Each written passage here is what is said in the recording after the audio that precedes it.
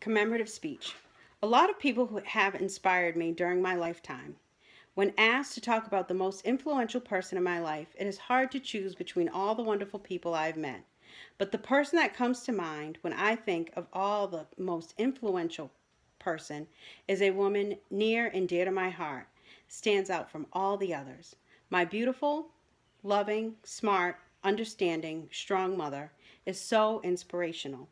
Coming from a very poor background, being the oldest of 10 children, she has a lot of responsibilities resting on her shoulders. From the poor inner city of Boston, she had to fight for everything she had.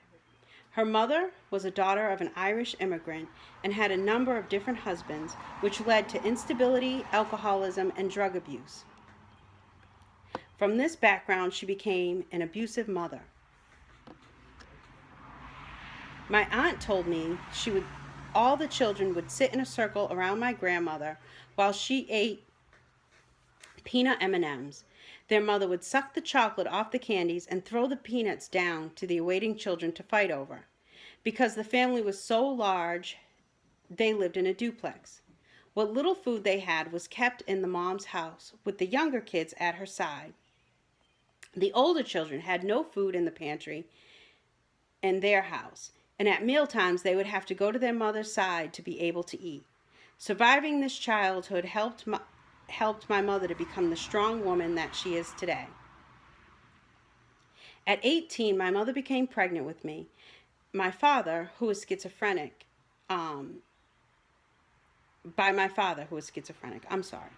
They were together until I was 3. When the psychiatrist called my mother and told her that he was planning on killing her and that she had to get out immediately. From then until I was 5, it was just me and her. She spoiled me and gave me the world, and I loved every minute of it. At 5, she married my ex-stepfather, and when I turned 7 years old, she told me she was pregnant with my sister. I was so upset to not be an only child anymore. At the start of my life, I lived in what you would consider the projects, where my mother lived on welfare. My paternal grandmother could not stand the thought of her grandchild living that way and told my mother to get a job. So that's exactly what she did. After numerous job applications, she found work at a local daycare center in the neighborhood. There she met her future business partner, Shirley, whose husband owned an orthodontic lab which makes retainers. After Shirley and her husband's divorce, her and my mother partnered up and continued the retainer business. It was long, hard hours to make the business run successfully, which meant I spent many nights alone. Though I understood it was all for me, she has been a successful businesswoman for me to admire most of my life. Now my mother lives in Wilmington, North Carolina with her new husband, John, and together they are running her business and have started a new house flipping business on top of that. She loves spending her free time with her grandchildren playing on the beach. She also enjoys traveling and gardening and her dog, Pete.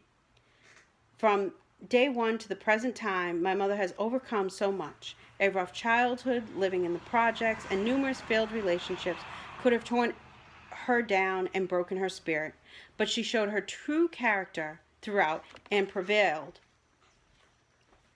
She was unwilling to give up. She pushed through to give me a better life than the one that she had, and I owe all of my success to her. She was the best role model. I persevere today because she showed me the way. I am so lucky to have her as my mother. This is my audience.